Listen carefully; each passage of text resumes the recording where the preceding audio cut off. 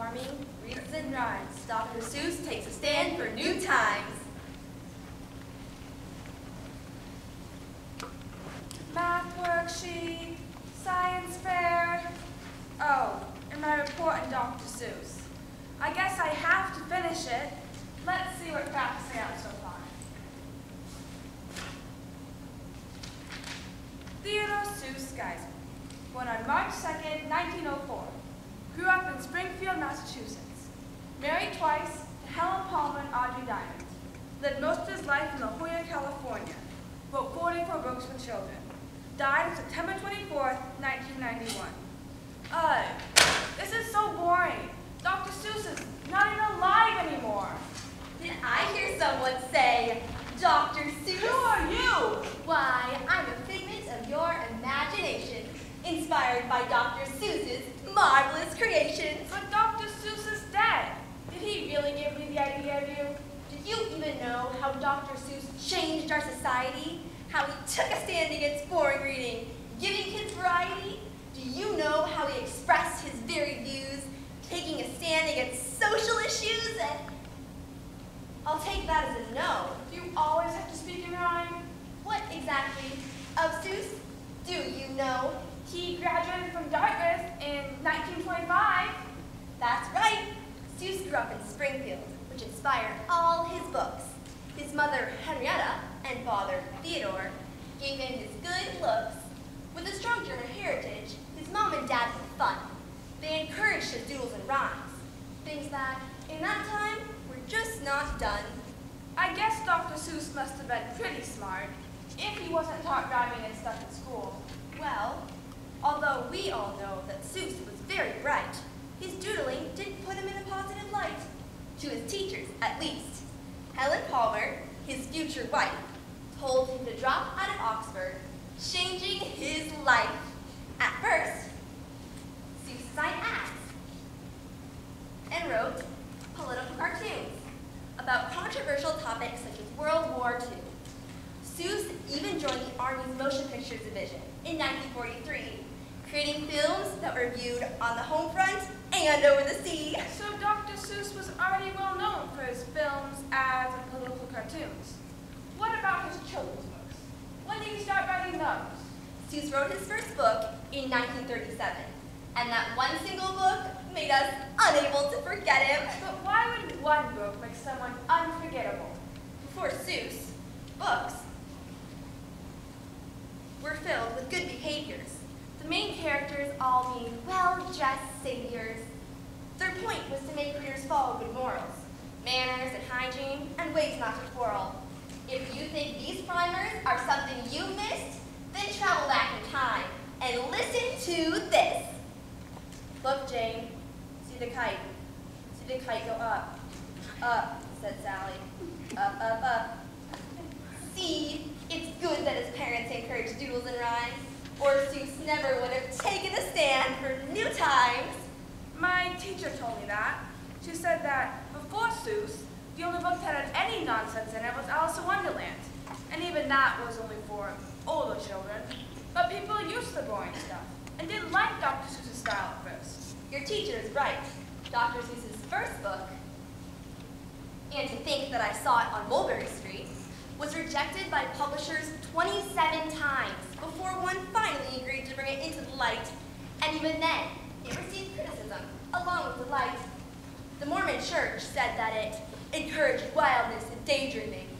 It was so different from the primers with which the bookshelves were teeming. Even today, many reading experts say that Seuss's books involve too much play. Wow, Dr. Seuss really did take a stand. This is ridiculous. I'm talking to some silly character that only speaks in rhyme. You aren't even real. Besides, Dr. Seuss's books are only for little children.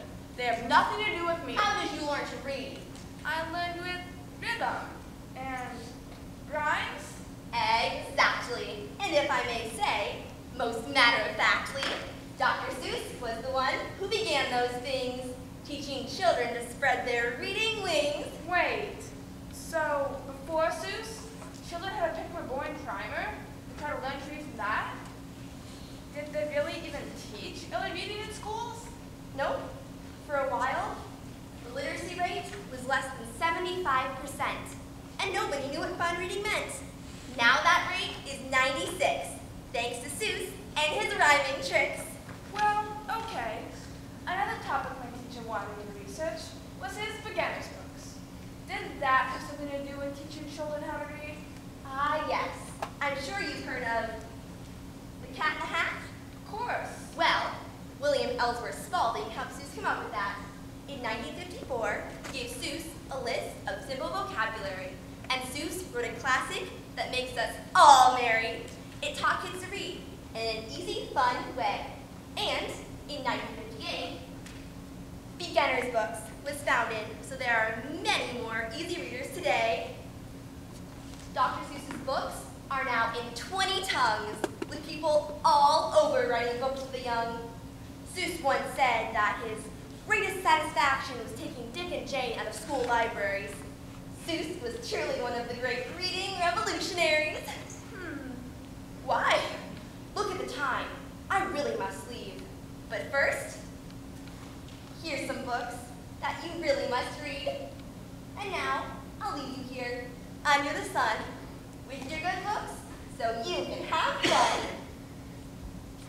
Well, Dr. Seuss is interesting. And he did do a lot, but I already know how to read. Not so fast. Dr. Seuss's books are a part of your past, but they still affect you. He took a stand for current issues, too. Many of his stories are really very relevant allegories, ways Seuss got his opinions through. Like what? Take his book, The Lorax, published in 1971. It advocates for environmental protection. The service level story is about truck butchers and beans, but takes a stand for the earth upon closer inspection. This was a very relevant issue at the time, with deforestation not being much of a crime. I remember this. When the Lorax first came out, it was met with lots of criticism for the way it talked about pollution, and that was a blatant warning against an unsustainable economy. But now that pollution and deforestation are widely recognized, it's a very popular book. I speak for the trees. Hey, I recognize that.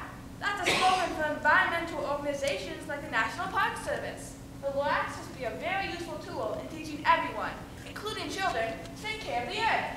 It is, but the Lorax is just the start of the great Dr. Seuss's literary art. The Sneetches is Seuss's stand against discrimination. It was published in '53, when racism was common throughout the nation. Although Seuss faced much adversity, he wrote the Sneetches standing up for diversity. Oh, another example, published in 1958. Yertle the Turtle.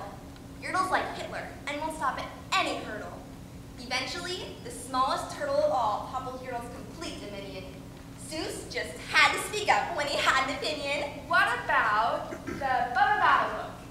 That would be opposing the race to create the ultimate weapon. Like The Cold War? Yeah, and Point is a who. Point is standing up for people who are people no matter how small. Like minorities. What else? Well, What Was I Scared Of tells you not to judge a book by its cover. And Oh, the Places You'll Go tells of overcoming all the hardships you'll discover. Wow, that's so cool. Almost every single one of his books has a deeper meaning. No wonder I'm studying him. Yep, his amazing career was finally recognized with some honorary doctorates and a Pulitzer Prize. Seuss has 3 Oscars and a star on the Hollywood Walk of Fame, and a Children's Literature Award now bears his name. Today, there are movies, a musical, and sculptures, and Dr. Seuss has truly become a part of our culture. Dr. Seuss really is amazing. I think I'll give up Diamond a go. So, if I recount, Dr. Seuss was great. He took a stand for kids and their reading rates. He made it more fun with some pictures and rhymes, and his books are about the turns of the times. But Dr. Seuss was ever much more than that. He started new trends with his Cat in the Hat. Today, all authors write books that rule. Kids love to read them, and they learn to love school. His birthday, March 2nd, is a celebratory day, but for now, we'll settle for a hip hip hooray. Hey, before you leave, one last thing. Here's a quote from the children's book, Kate. The more that you read, the more things you will know, and the more